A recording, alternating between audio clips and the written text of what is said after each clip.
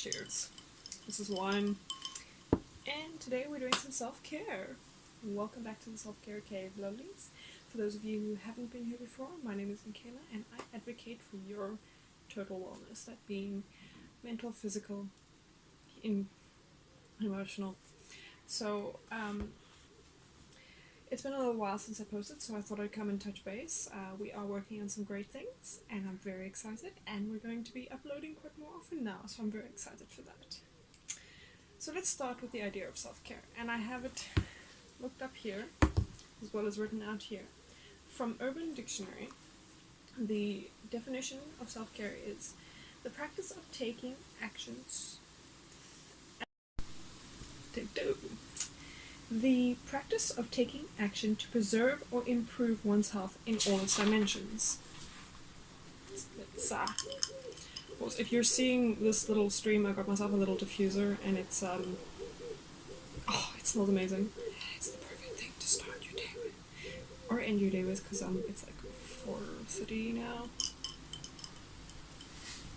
3:30. It's also Sunday, and it's chilly. I'm chilling. Anyway, so let's talk about those dimensions, shall we?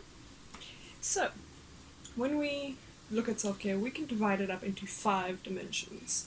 And for everybody watching, I'm going to put it up here. The 5 categories are physical, mental, emotional, spiritual, and social. So, there's really a lot of overlaps between all the different types of dimensions, but if we dive a little deeper, you can sort of see how each is important and how you can work with each, and if you're lacking in one, how it affects the other. And this is really interesting to me because we look at self-care, the one-dimensional, have a glass of wine, have a bubble bath, do a face mask. No, honey, it means if you need to sleep, go to sleep. You need that nap at 2 p.m. on a Saturday because you've had a long week, take that nap. Go for a walk. Go for a walk in nature. Do some grocery shopping. Eat broccoli. Eat your freaking broccoli. Right, so, if we go into the physical category, yes, we're going to go into the categories. This includes your safety, your health, your movement, your nutrition, your physical touch, and, the sexual needs of oneself. And, it shouldn't be so hush-hush, but unfortunately the world is still very uncomfortable talking about it, and it's very sad. Good examples of this would be going for a run, eating a well-balanced meal, eating your broccoli. This is not a well-balanced meal. This is a treat. Having a dance party in your room to yourself, so a little bit of energy boost. This also affects your emotional well-being, which we'll get to in a bit. Sleeping or going to bed early. Laughing out loud, like literally bellowing from your belly. Very good exercise for you, for your mental, your emotional, and your physical health. And for those of you who are in a relationship, a little makeout session is very good for this kind of thing. So, let's take a sip. Oh, that's good. This is really good. I'll link this bottle down below. They're selling it at Checkers at the moment. Right, so our second category is mental self-care. This includes taking a well-needed break in order to rest your mind. When you practice mental self-care, it contributes to your overall well-being. So when your brain is tired, your body is tired. And not just your mental state, obviously. So yes, we know that. So when your brain is tired, your body is tired. If you take a break to take care of the brain, you take care of the body too. It adds up. There's your overlap. What mental self-care entails is both feeding the desire to keep learning, as well as finding time to step away and taking a break. Good examples of this are reading a book. I've got 2 behind my camera over there. Listening to music. I've got a hi-fi over there, which helps boost the mood when I'm in a mood. Taking a class or giving a class. I've got a few really cool free Coursea courses down below that are very good for your mental health, and you're learning something too. It's really cool. Or you can take my class when it goes up on Google Classroom.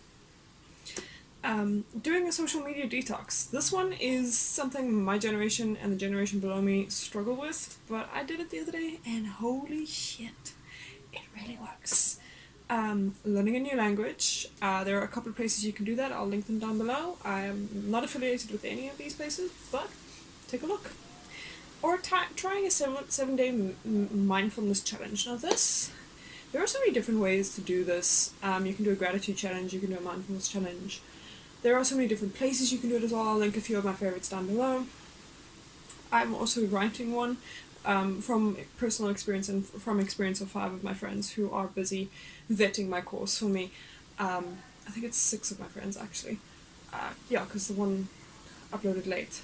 So yeah, no, it's very interesting to see how each person is different, but there's a different version of it for everybody out there, and it's so cool to see how it affects you, as well as affects your peers, when you all do it together. It's really cool. Anyway, I'm excited for that. The next category is something that most of us seem to struggle with. We're not aware that we struggle with it, but we do seem to struggle with it in general. We don't like sharing it. It's our emotions. Our emotional state, our emotional well-being. A lot of us like to pretend we're okay. That's not healthy, honey. Do your best to share. Sharing is caring, both for yourself and for the other people. Alright, so, when you take care of whatever is going on inside, it cultivates a better sense of compassion, first of all, kindness, and a deeper sense of self-love, which is important because this is why you're here, right? You're here for the self-love portion of this. Let's be honest. Another great reason to find time to practice your mental self-care is because it helps us cope better with the challenges we face. So we've literally been through a year of a pandemic. We're still going through it. This is something that we struggle with as a whole. I've heard so many of my favorite YouTube personalities talk about it. I've heard some of my favorite radio personalities talk about it. My friends are talking about it. My family is talking about it. Everybody's struggling with different aspects of it. And if we actually sat down and went, okay, this is how I'm feeling today, we could cope better with the fact that we're still struggling with the new norm. Alright, so, good examples of practicing mental self-care is writing a gratitude journal. And this doesn't need to be a 10-minute thing, it could be a 5-minute thing every morning. You can write one thing down. I do it once every day, and then at the end of the week I write a post about it, like a full page, like a article about it. And it has helped me quite a bit during this pandemic to keep my feet on the ground. And I've had people tell me it has helped for them as well. So if you're not a writer, you know what you can do. You can film yourself, you can write a text to a friend and say, this is how I'm feeling, have an agreement with a friend. One of my friends did that. She's in agreement with me, and whenever she's doing her gratitude, she just pops me a message. I don't always respond to it because it's not what she's asking for. She's just asking somewhere to put it, and that's our agreement. And sometimes she'll say, what do you think? And other times she won't, and if that works for you, that works for you. Saying positive affirmations. Now this didn't work for me, but it did work for some of my friends who have done this. And to have like a little reminder, I had post-its up when I was doing it to remind myself to tell myself I'm a boss bitch. It didn't work for me. Mel Robbins, if you remember in my last video, I linked her incredible year course down below. I will do it again here. You need to do it. It really works. Really is one of the best things out here this year, and it has helped quite a bit. And quite a few of my friends who I've sent it to it's helped. You have yourself in the mirror and say, you're doing a good job. So there's your high five. You're doing a great job. Diffusing essential oils. So this little guy over here, he doing his job. And I use lavender and mint. They work brilliantly. My mood is completely lifted whenever I do it. Saying no. So I have a boundaries video, but I will be going back into depth in it because I've learned a little bit more about it recently. Saying no. I will link up my previous boundaries videos, but I am doing a new one next week or the week after. Seeing a therapist or taking part in some sort of therapy. So there are different ways of doing this now. The Americans have 2 great websites that are worldwide. Betterhelp and I think it's 7 Cups. I have subscriptions to both. They're a little pricey when you come from a South African rand, but they're worth it. Considering what therapy costs me, depending on what you're struggling with, it'll let you know what you need to do. The people who are on Betterhelp are actual licensed therapists, and that's the best way to go. And honestly, they'll tell you, listen, you need to see someone in person, or they'll go, okay, cool, there's ways we can help you. And then the last one for mental self-care is connecting with someone. Now this I learned about in a Yale course for wellness. I'll link it down below. It is brilliant. It was one of my favorite ones. It's a 10-week course. I learned so much. And you know, I've been doing this for 8.5 years. I'm still learning. Connecting with someone doesn't have to be with a friend. It can be with a stranger in the shop. You know, I like your hair. You look really good today. Or it could be with a friend that you haven't spoken to in a while. Alright, let's take a sip. My mouth is dry. Oh, this is really good. Whew. Alright, our second last category we're going to tackle is social self-care. Now everybody's thinking about our bras, chops, our chop and dop, that kind of thing. Yes, everything we do as a social society impacts our physical, singular well-being as well. So, it gives us a sense of self and a sense of of belonging. Anyway, so, oh, the wine is clapping back. Good examples of social self-care are going to workout class, going to a workout class, walking with friends, joining or starting a book club, going to a coffee shop, organizing a family dinner, reaching out to someone with a new friend or an old one, or, you know, going for a walk down the road and talking to your neighbor. It helps, depending on where you're at with the lockdown situations with everywhere. Anyway, the wine's getting to me. Right, and then the last one, which is one I hate talking about because people always get like, on me, is the spiritual self-care. And if you are not a religious person, you don't need to do religious things in order to take care of your spirituality. Our spirituality is our virtue.